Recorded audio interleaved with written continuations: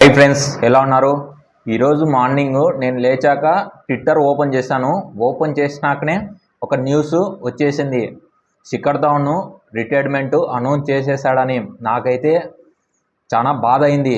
చాలామంది విరాట్ కోహ్లీ గురించి మాట్లాడతారు, రోహిత్ శర్మ గురించి మాట్లాడతారు, ఎంఎస్ ధోని గురించి మాట్లాడతారు. కానీ శిఖర్ ధవన్ గురించి మాట్లాడట్లేదు. ఎందుకంటే అతనంత గ్రేట్ ప్లేయర్ కాలేకపోయినాడు కదా, అందుకు. కానీ ఒక్కటైతే ఫిక్స్ ఏంటంటే అతను మంచిగా మనుషుల్ని, ప్రేమల్ని, హృదయాల్ని గెలుచుకున్నాడు. ఎవరు హేట్ చేయరు శిఖర్ ధవన్ని. చాలామంది ప్రేమించే వాళ్ళే ఉన్నారు. అతని లైఫ్లో గురించి కూడా కొన్ని విషయాలు చెప్తాను. ఇంకా రోహిత్ శర్మకి మంచి ఫ్యాన్ ఫాలోయింగే ఉండొచ్చు, కానీ హేటర్స్ ఎక్కువగా ఉన్నారు. విరాట్ కోహ్లీకి, ఎంఎస్ ధోనికి. కానీ శిఖర్ ధవన్కి హేటర్స్ అనే వాళ్ళే లేరని చెప్పాలి. కానీ అతను ఇన్నింగ్స్లో ఆడినేటి చరిత్రలో ఎప్పటికీ నిలిచిపోతాయి. ఎందుకంటే వన్ ఆఫ్ ది బెస్ట్ నాక్స్ ఆడినాడని చెప్పాలి. ఇంటర్నేషనల్కి రిటైర్మెంట్ అండ్ డొమెస్టిక్ క్రికెట్ కూడా అనౌన్స్ చేసేసాడు. ఇంకా నేను ఆడను అనేది. ఎందుకంటే అతని ఏజ్ ఈజ్ 38. ఇప్పుడు ఐపీఎల్ అయితే ఆడతాడు. ఇంకా ఎందుకంటే ఇప్పట్లో సెలెక్ట్ చేసేదానికి అవకాశం రాదు. ఎందుకంటే ఇప్పుడున్న టీమిండియా కాంపిటీషన్లో చాలామంది యంగ్స్టర్స్ బ్రిలియంట్గా రాణిస్తున్నారని చెప్పాలి. అతను ఎర్లియర్ స్టేజ్ గురించి మాట్లాడదాం. 2004లో అండర్-19 అతను మంచి పర్ఫార్మెన్స్ ఇచ్చాడు. Average is 84. టీమిండియా గెలవలేకపోయింది. కానీ అతను ఆడిన నాక్స్ అయితే బ్రిలియంట్ అని చెప్పాలి. ముఖ్యంగా ఎందుకంటే యావరేజ్ 84 అంటే మనము మన బయట అవుట్ సైడ్ పీపుల్స్ ఉంటారు కదా, వాళ్ళు ఏం థింక్ చేస్తారంటే కప్పులు వస్తేనే ఒక మనిషి గొప్పవాడని గుర్తుపెట్టుకుంటారు. కానీ మన వాళ్ళు ఎంత కష్టపడింది అనేది గుర్తు పెట్టుకోరు. అలానే శిఖర్ ధవన్కి లైఫ్లో జరిగిందని చెప్పాలి. ప్లస్ మంచి వాల్యుబుల్ నాక్స్ ఆడినాడని చెప్పాలి. అప్పటి నుంచి మొదలు పెట్టాడు. అండర్-19లో అతనే తోపనే చెప్పాలి. ఇంకా ఓడిఐస్, T20s అన్నీ 2010, 13లో అయితే టెస్ట్ డెబ్యూట్ చేశాడని చెప్పాలి. ఇంకా ఎప్పుడు ఆస్ట్రేలియాతో అప్పుడైతే ఫాస్టెస్ట్ సెంచరీ చేశాడు టెస్టుల్లో. అప్పుడు తోపు గబ్బర్ స్టైల్ ఉంటుంది కదా, తొడగొట్టి మీసం తిప్పుతాడు. ఇంకా అప్పుడు ఫాస్టెస్ట్ సెంచరీ చేశాడు టెస్ట్లో. నాకైతే అప్పుడు మంచిగా అనిపించింది. ఎలా ఆడాలో అతను బాగా తెలుసు. క్విక్గా ఆడుతాడు, కొద్దిగా స్లోగా ఆడుతాడు. అందులో లెఫ్ట్ హ్యాండర్ మెయిన్ అడ్వాంటేజ్. ఎప్పుడైతే సచిన్, సెహ్వాగ్, గౌతమ్ గంభీర్ వాళ్ళు రిటైర్డ్ ఇచ్చాడు కదా, టీమిండియాకి కొద్దిగా స్ట్రగుల్ అనిపించింది. కానీ రహానే, రోహిత్ శర్మ ఓపెనింగ్ చేస్తున్నారు. ఎప్పుడైతే 2013లో శిఖర్ ధవన్ వచ్చాడో మనకి మంచి ప్లేయర్ దొరికాడని ప్రూవ్ చేశాడు చాలా మాటలు.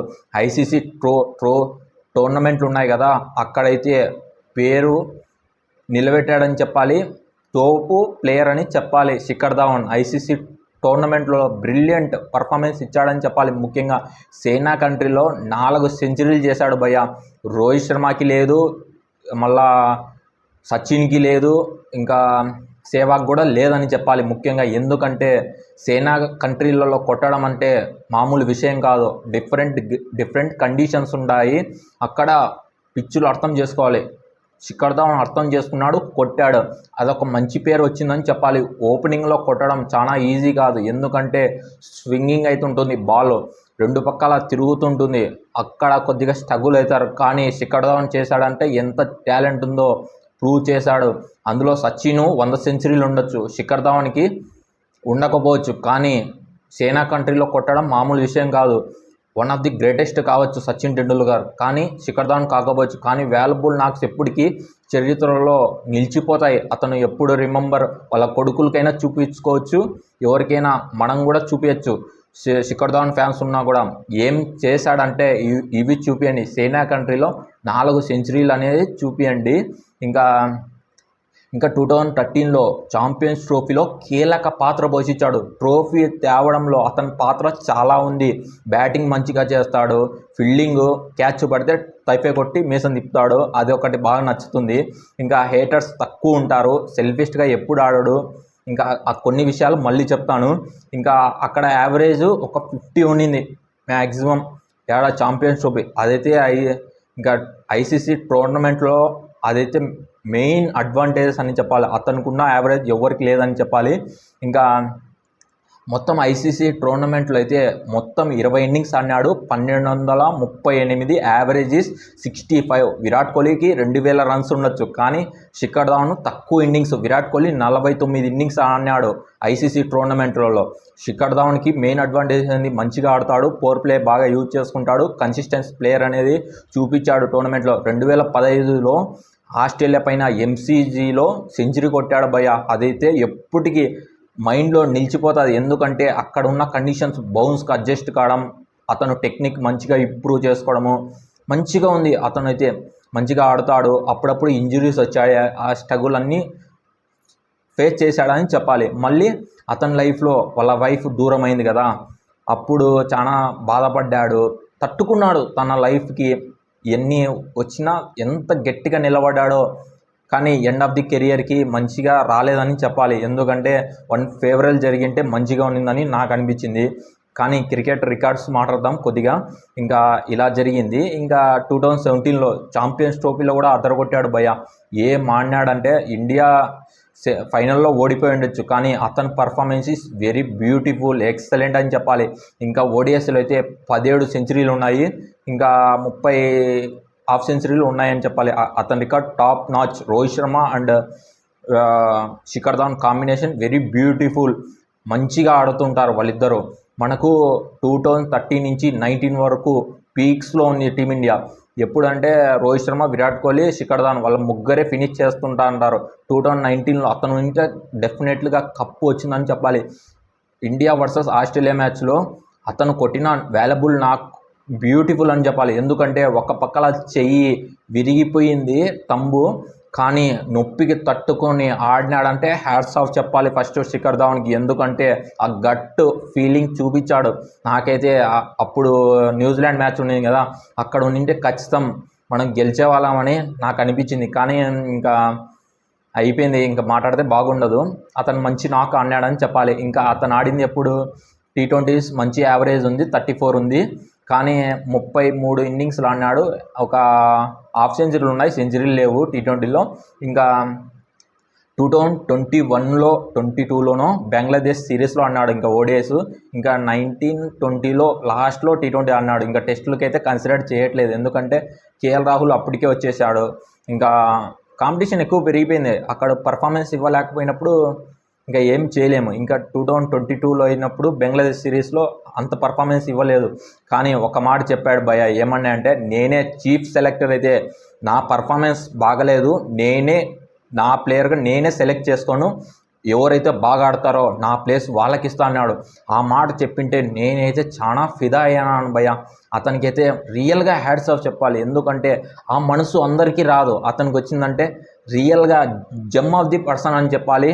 ఇంకా real hero of the Indian cricket అని చెప్పాలి. వన్ ఆఫ్ ది గ్రేటెస్ట్ కాకపోవచ్చు, కానీ అలా మనసు అతనైతే బయటికి ఒకటి లోపల ఉండే ఒక మాట అలా ఎప్పుడు చెప్పాడు. నాకైతే చాలా బాధ అనిపించింది. కానీ అతను కూడా అంటే నాకు కూడా మంచిగా ఉండదు, కానీ కాలేకపోయినాడు. కానీ అలా చెప్పడం సెల్ఫ్లెస్ పర్సన్, ఎప్పుడు స్మైల్గా ఉంటాడు, ఎప్పుడు మంచిగా ఆలోచిస్తాడు, పక్కన వాళ్ళని ఎంకరేజ్ చేస్తూ ఉంటాడు. ఒక విషయం చెప్పాడు, ఏమని అంటే, క్రికెట్లో నాకు ఏమైనా హెల్ప్ కావాలంటే రోహిత్ శర్మ ఫోన్ చేస్తే లిఫ్ట్ చేస్తాడు, నా తమ్ముళ్ళలాగా ట్రీట్ చేస్తాడు, నాకు మంచిగా అనిపించిందని చెప్పాడు. అదైతే ఇంకా మంచిగా అనిపించింది నాకైతే. ఇంకా ఐపీఎల్ రికార్డ్ చూస్తే 5 టీంలు ఆడినాడు. ముఖ్యంగా ఏ టీమ్స్ అంటే, ఫస్ట్ ముంబై ఇండియన్స్ ఆడినాడు, డెక్కన్ చార్జర్స్, థర్డ్ వచ్చి ఇంకా ఎస్ఆర్హెచ్, ఇంకా పంజాబ్ కింగ్స్, ఢిల్లీ క్యాపిటల్స్, ఈ 5 టీంలు అన్నాడు. కానీ అతను ఎస్ఆర్హెచ్లో ఉన్నప్పుడు బ్రిలియంట్ పర్ఫార్మెన్స్ ఇచ్చాడు, 2 సెంచరీలు కూడా ఉన్నాయి. One of the best IPL రికార్డ్స్లో కూడా ఉంటాడు. ఫస్ట్ విరాట్ కోహ్లీ ఉండొచ్చు, సెకండ్ శిఖర్ ధవన్, గబ్బర్ అని పిలుస్తారు. ముఖ్యంగా అతను ఆడిన నాక్స్ బ్రిలియంట్గా ఉన్నాయి. 2 సెంచరీలు కూడా ఐపీఎల్ ఉన్నాయి, 3 ఇంకా హాఫ్ సెంచరీలు కూడా మంచిగా ఉన్నాయి. కానీ అంత లెవెల్ కాకపోయి ఉండొచ్చు, కానీ మంచిగా ఆడినాడని చెప్పాలి. నాకైతే ఐపీఎల్ ఆడతాడు, ఫ్యాన్స్కి అయితే మంచిగా ఎంటర్టైన్మెంట్ ఇస్తాడని చెప్పాలి. ఇంకా అతని ఎర్లీ లైఫ్లో చెప్పాలని అనుకుంటున్నా. ఒక్కటైతే బాధ అనిపించింది భయ్య, ఏంటంటే వాళ్ళ కొడుకుని చూడాలని అనుకున్నాడంట, అంటే మాట్లాడాలి అని. కానీ వాళ్ళ వైఫ్ ఉంది కదా, అదైతే స్వయంగా చెప్పాడు. నాకు చూడాలనిపించింది, నాకు మాట్లాడాలని అనిపిస్తుంది అని. నాకైతే అది చాలా బాధ అనిపించింది. ఎందుకంటే వాళ్ళ పిల్లోళ్ళు కదా, కానీ వాళ్ళ వైఫ్ అలా చేయడం చాలా తప్పు. ఎందుకంటే కష్టాలు ఉన్నప్పుడు తన హస్బెండ్తోనే ఉండాలి ముఖ్యంగా, కానీ అలా జరగడం నాకైతే చాలా బాధగా ఉంది. హ్యాపీ రిటైర్మెంట్ అని చెప్పాలి. చాలా మంచి చేశాడు టీమిండియాకి. క్రూషల్ నాక్స్ అన్నాడు. ఇలాంటి ప్లేయర్ దొరకడం మన అదృష్టం. టీమిండియాకి చెందడం. అండర్ రేటెడ్ ప్లేయరు, హేటర్స్ ఉన్నారు, ప్రతి ఒక్కొక్కరు లవ్ చేస్తారు. ఎప్పుడు ట్రోల్ చేసింది లేదు, ఒకరి గురించి చెడ్డగా చెప్పింది లేదు. నాకైతే ఇవన్నీ చూస్తే చాలా బాధ అనిపించింది. మీకేమనిపించిందో కామెంట్ బాక్స్లో కామెంట్ చేయండి. శిఖర్ ధవన్ ఫ్యాన్స్ ఉంటే ఇదంతా వీడియో షేర్ చేయండి, కామెంట్ చేయండి. అదే thank you. Happy retirement Shikhar Dhawan. Thank you.